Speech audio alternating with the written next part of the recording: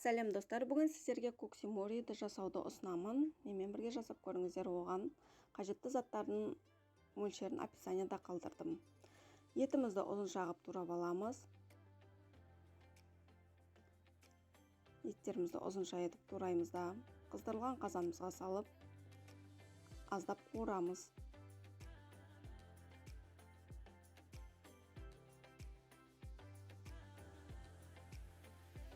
Ақырын араластырып отырып, жарты шай қасық қантымызды, кориандр, тұз салу қажет.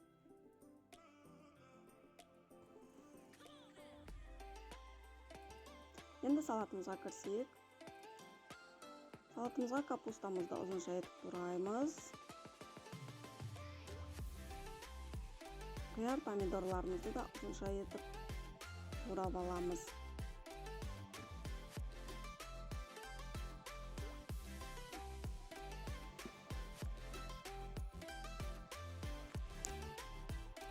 Капустаға жарты шай қасық қант, жарты шай қасық тұз,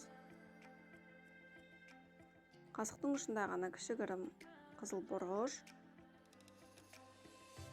әрине сарымсақ қосамыз бір штук. Бәрін езіп араластырып аламыз.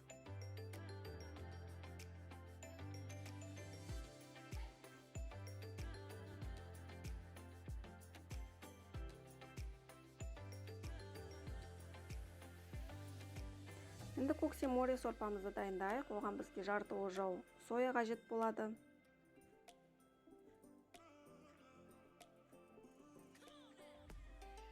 Бұл жерде көрсетілген сорпаның көлемі 2 литр.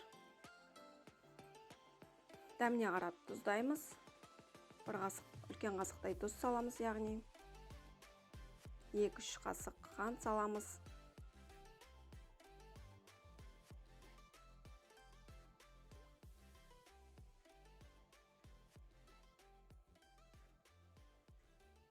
Қызыл бұрышты да салуға болады.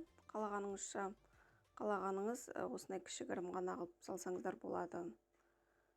Дәмі кішкене ащылау болады. Енді уксустың кезегі келді. Уксусымызды бір жарты шай қасықтай ғана саламыз. Көп салып жібермеңіздер, қажет болса тағы қосымша құюға болады.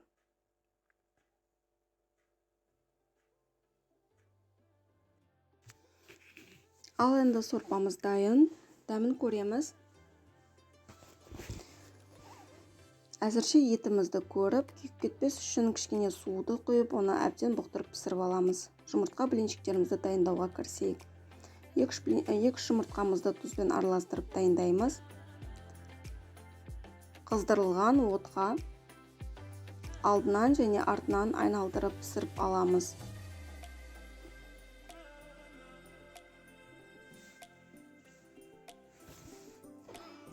Қайнатылған суға тұзы бар лапшаларымызды бөлек пісіріп аламыз. 7-8 минуттай піскен соң оны салқын суға жуып аламыз. Осылайша салаттарымызды қойып шығамыз бөлек-бөлек. Капустасын, қиярын, помидорын, етін, жұмыртқасын. Сосын үстіне сорпасын құямыз. Бұл салатты жазда да, қыста да жей беруге болады. Салқын қылып ыстық та болады. Өте дәмді. Сорпасының дәмі өте керемет болып шығады. Жасап көріңіздер және каналымызға тіркеліңіздер.